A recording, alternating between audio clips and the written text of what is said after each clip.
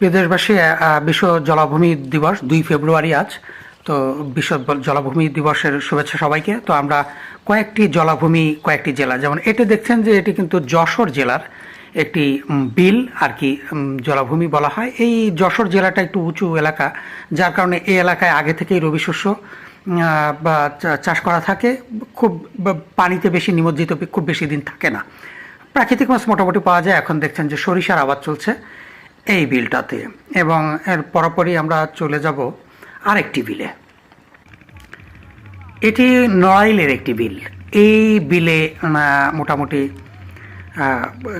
কৃষি ফসল উৎপাদন চলছে, চলমান প্রক্রিয়া রয়েছে।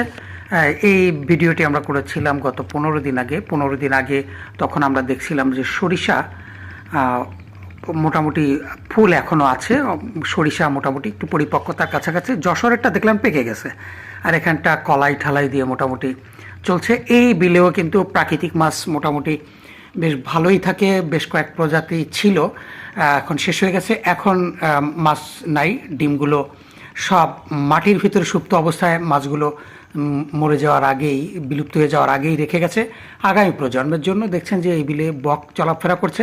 তবে খোঁজ খবর নিয়ে দেখলাম যে মোটামুটি এই বিলেও শিকারীর সংখ্যা রয়েছে। সুতরাং আমাদের যে কাজটা, জলাভূমি বাংলাদেশের জন্য অতি গুরুত্বপূর্ণ একটি বিষয়। আমাদের বাংলাদেশের ভৌগোলিক যে জীববৈচিত্র্য এবং ভৌগোলিক অবস্থান অনুযায়ী এই জলাভূমিগুলো আমাদের কাছে খুবই গুরুত্বপূর্ণ।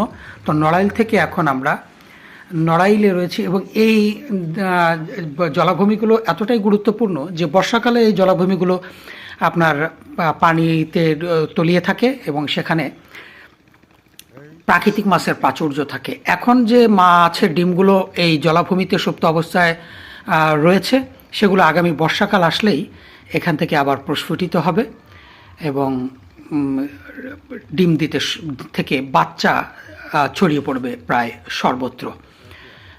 সেই সাথে এখানকার শুকনার সময় দেখছেন যে রবি শস্য কিন্তু উৎপাদন করা হয়। এবার আমরা চলে আসলাম খুলনার একটি বিল, তেরোখাদা পাশুয়াখালী বিল। সে বিল পরিদর্শনে আমরা গিয়েছি। তাছাড়া দক্ষিণ অঞ্চলের অনেকগুলা বিল রয়েছে, যেগুলো প্রাকৃতিক জলাভূমি।